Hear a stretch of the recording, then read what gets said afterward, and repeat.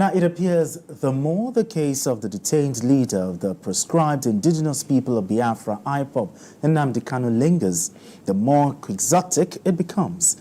In another twist to the saga, Kanu asked Justice Binta Nyako of the Federal High Court in Abuja to recuse herself from his trial.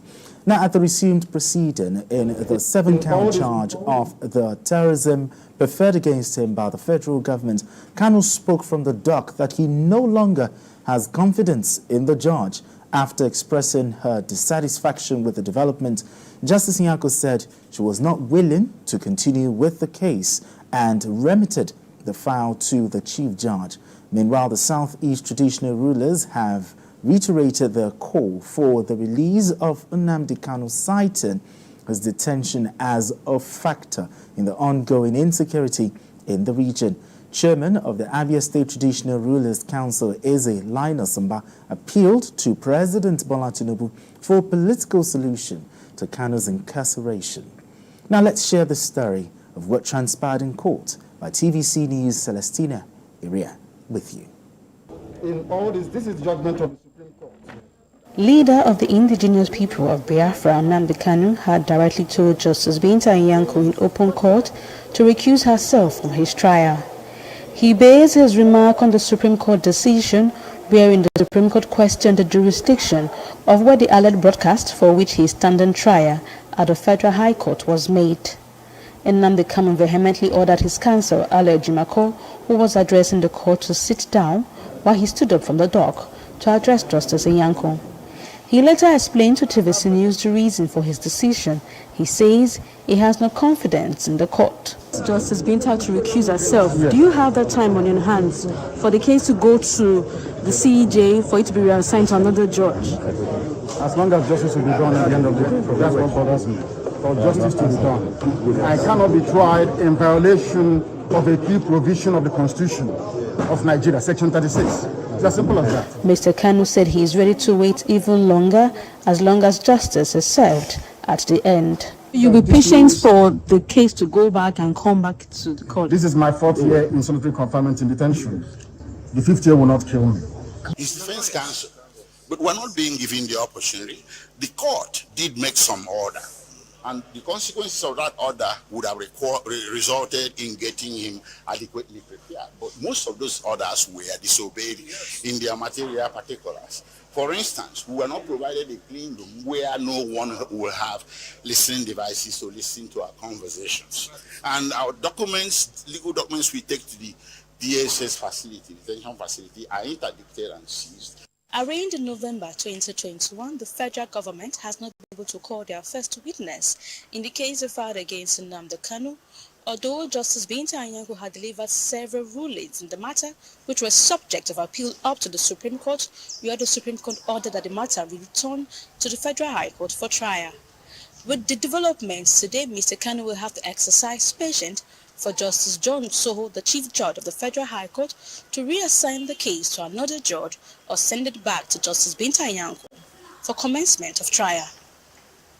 Celestina Iria, TVC News, Abuja. All right, Maji, let me come to you here. Justice Binta Nyako recusing herself from this case. And after he said that, and the IPOB leader said that he doesn't have confidence in the court. Do you agree with the IPOB leader's position? Well, it's not in the place of Kanu to decide which judge will sit on his case. But I love the way the judge recused herself, Justice Binta Nyako. Okay. But because it was becoming a bit, tough, and tempers were getting high. But then, if you watch the proceedings, what actually happened was that the Kanu's lawyer stood up to speak, and from the dock, he stood up and they took up the case himself and said, of course, those are antics of to show that yes, he's still very strong. His supporters will be clapping for him. But so we should recall that this case has gone a bit political. beyond whatever we are seeing in court. Now, how many times has he issued directives to IPOB members to stop the sit-at-home on Mondays? Have they listened to him? That's why it's no.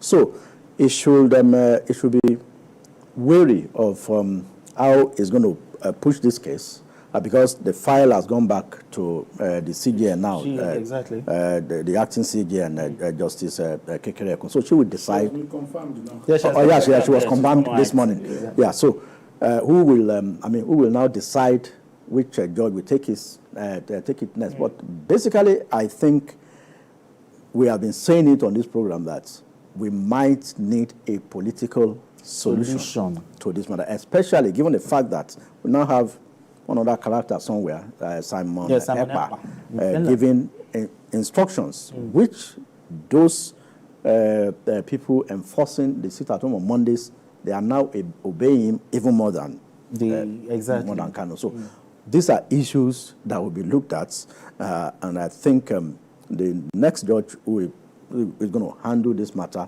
will look at some of these things, and probably the CJN and the federal government, because he has a traceable felony case against the federal government of Nigeria.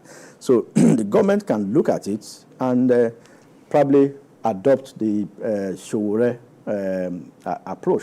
Okay. So where the federal government will do charges, and elders in the southeast too have been meeting, they have been consulting, they have been appealing to the federal government, especially to the president. So we'll see what comes out after. Yeah. Okay, Section 36, which talks about the right to fair hearing. In your opinion, has Nnamdi Kanu been given a fair hearing so far? Reacting to what played out, because all of us can't talk about the substance of that case, because it's still before the court of competent jurisdiction. But looking at the drama in isolation, I look at some headlines where someone says Nnamdi Kanu forces Justice Nyako to recuse, to withdraw. You might debate that, but I think the point is, yes, he doesn't have confidence. The way he went about it, very, very uncivil.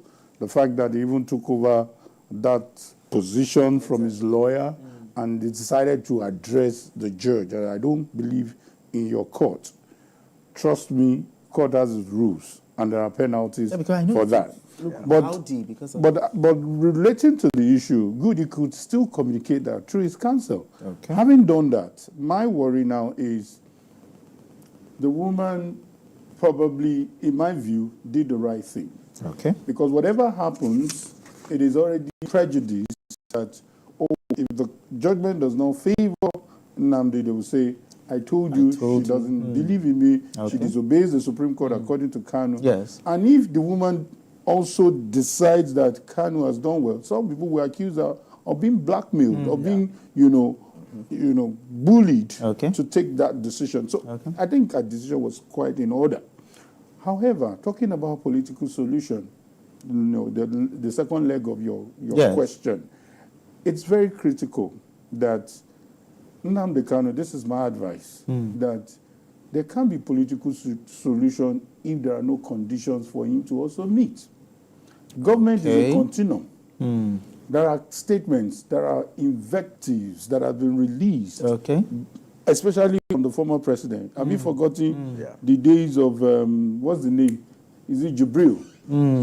Things like that. These are political statements. How do you expect the former president to feel when there's a settlement outside the court without appeasing or appealing to this former president?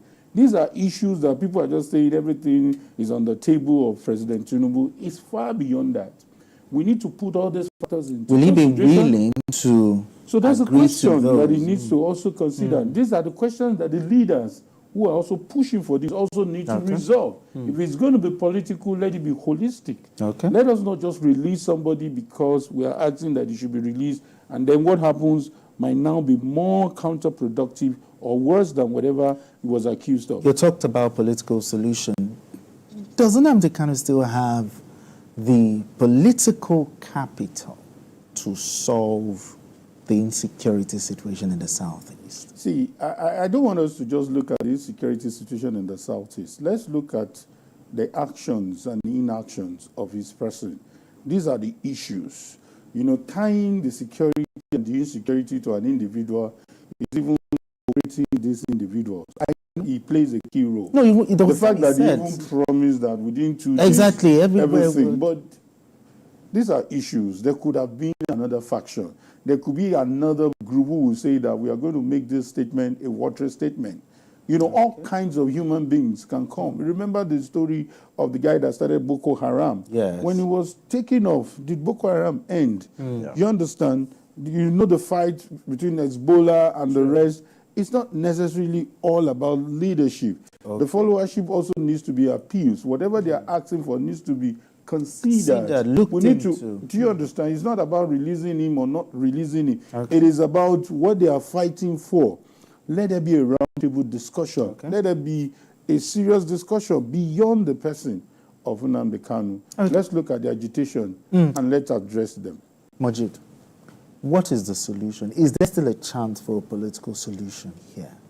Well, I believe even after World War, we still Jojo. So even if the case continues, there will still be a round table. Yes, because like I see, the issue here is a lot has gone in, and like I said earlier, there is a Simon Ekpa somewhere who is also issuing directives, and people are believing.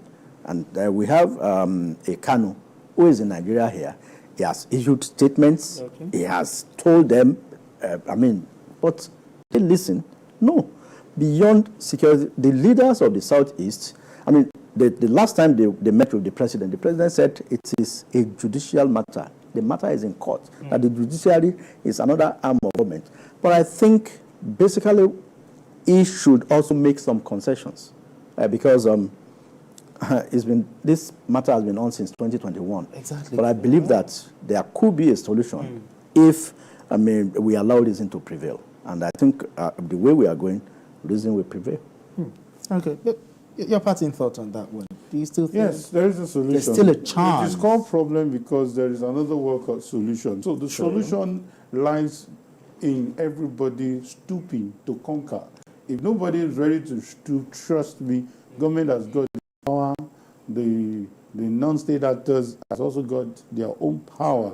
So it's about this power lying low, and let's embrace peace. Let's look at the overall interest, because there is no sense. I keep saying that. There is no sense in killing the people that you really want to liberate. A lot of people have been killed.